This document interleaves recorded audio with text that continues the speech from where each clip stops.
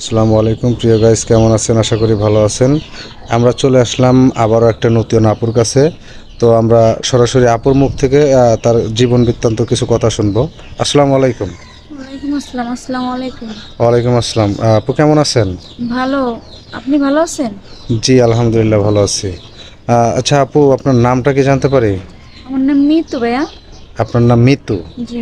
গ্রামের বাড়ি কোথায়? যশোর। যশোর। আচ্ছা, আপনারা কয় ভাই বোন? আমি, আমার বাবা মা, আমি একাই। আম- আপনার কোনো ভাই বোন নাই? না, আর নাই। আপনার কোনো ভাই বোন নাই। আচ্ছা, আপনার বাবা কি করে? রিক্সা চলে ভাইয়া। রিক্সা চালায়। হুম। আচ্ছা। আচ্ছা আপু, আপনি লেখাপড়া কত দূর করছেন? ক্লাস 9 পর্যন্ত পড়ছি। ক্লাস 9 পর্যন্ত জি। পড়ছেন। আচ্ছা, আমাদের এখানে আসার উদ্দেশ্য কি আমরা জানতে পারি? হ্যাঁ, আমি শুনছি যে এখানে নাকি গরিবদের সাহায্য করা হয়, এজন্য আরো এখানে আসা আমার। আচ্ছা আচ্ছা, বুঝতে পারছি। এখন আপনি কি এখানে সাহায্যের জন্য আসছেন নাকি অন্য কিছুর জন্য? না ভাই, সাহায্যের জন্য আসছি। আরেকটা কথা যে আমি চাই যে আমার জীবনে একটা ভালো একটা মানুষ হোক, যে তার 60 বছর হোক বা 50 বছর হোক, সমস্যা নাই, তাকে সারা জীবনকার জন্য আমি আপন করে নিব, সমস্যা নাই। আচ্ছা আচ্ছা, বুঝতে পারছি। আপনার 40-50 বছর হলে পরে কোনো সমস্যা নেই, না তাকে আপনি ভাইয়া, আপন করে নেবেন। না না, তার শুধু মানে সে বোঝা আমার হ্যাঁ বাবা মাকে একটু দেখলে হবে, আমাকে একটু দেখলেই হবে।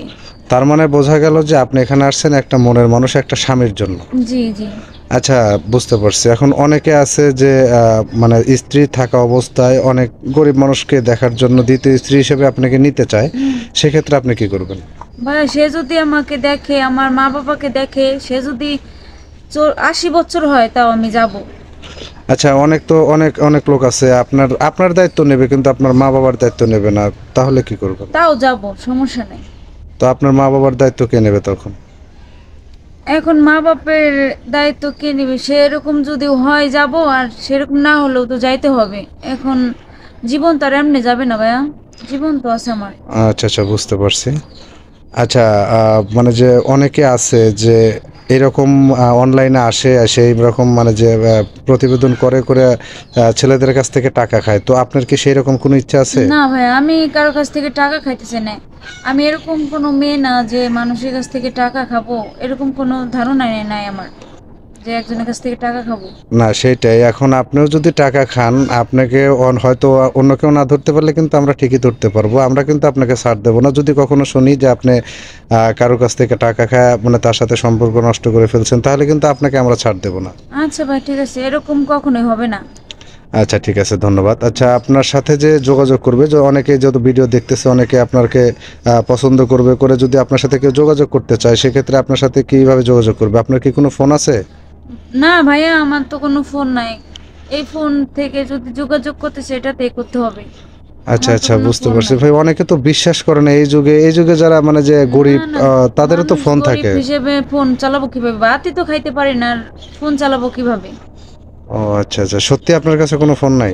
ভাইয়া, বললামই তো যে আমি ভাতই তো খাইতে পারি না, আমার বাবা চালায় রিক্সা, আমি কিভাবে ফোন চালাবো? আচ্ছা, আপনার বাবারও ফোন নাই?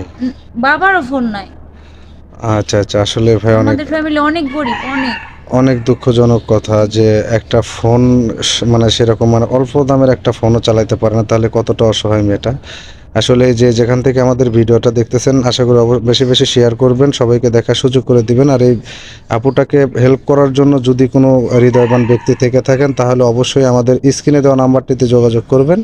আমাদের স্ক্রিনে দেওয়া নাম্বারটিতে হোয়াটসঅ্যাপ ইমো পাবেন। আমাদের হোয়াটসঅ্যাপ ইমোতে কল দিলেই এই আপুটার সাথে যোগাযোগ করতে পারবেন। সবাই অডিও কল দিবেন, ভিডিও কল দিবেন না। ভিডিও কল দিলে ব্লক মারতে বাধ্য হবে। সবাই ভালো থাকবেন, সুস্থ থাকবেন। আল্লাহ হাফেজ।